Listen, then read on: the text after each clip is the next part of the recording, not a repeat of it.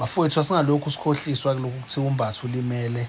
uMbatha akalimele. uMbatha ubetraina ne-team e-F_N_B izolo.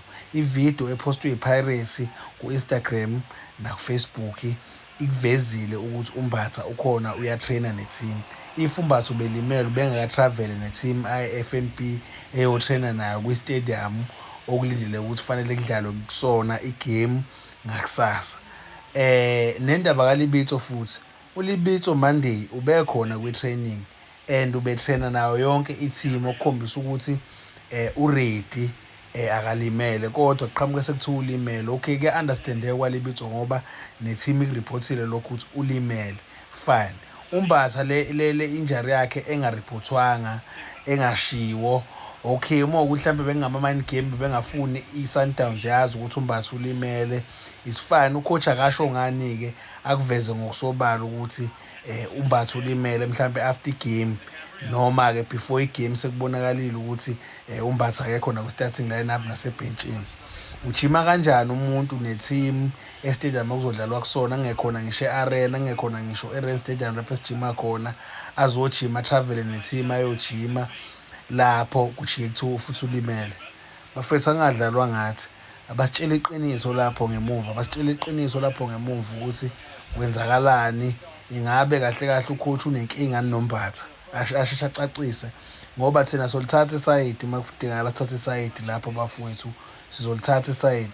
Futhi u-coach engabi nenkinga nabadlali ekade bevele bekhona ngenxa yokuthi yena ufuna kuthiwa ufike wakhanda i-winning team, wabhidliza bonke labadlali abebevele bewina.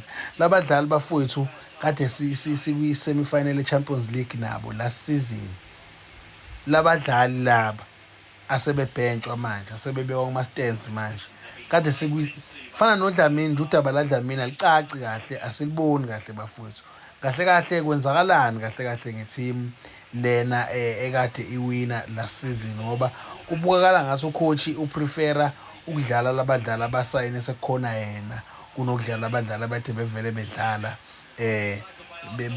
bewina a-winning team bafowethu. Siyacela ukubuza ukuthi u-coach kahle kahle uqondeni ngalento ayenzayo bafowethu, uqondeni kwi-selection yakhe ngalento ayenzayo u-coach. Lento yokuthi kuhlala uNentatshela u-90 minutes kodwa engenzi lutho umuntu, singayiboni into ayenzayo igame imphika.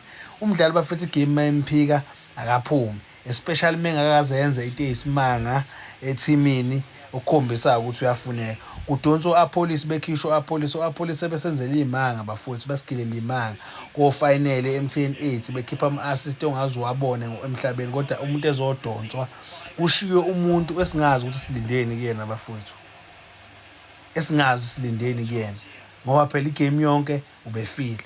Ukhona uMbule ebhentshini ongamreplace kodwa akadlaliswa. Kahle kahle kwenzakalana, ake sichazelwe ukuze singalokhu sibuza imibuzo eminingi. Ake sichazelwe nje lapha kwibhakaniya ukuthi kahle kahle kwenzakalani.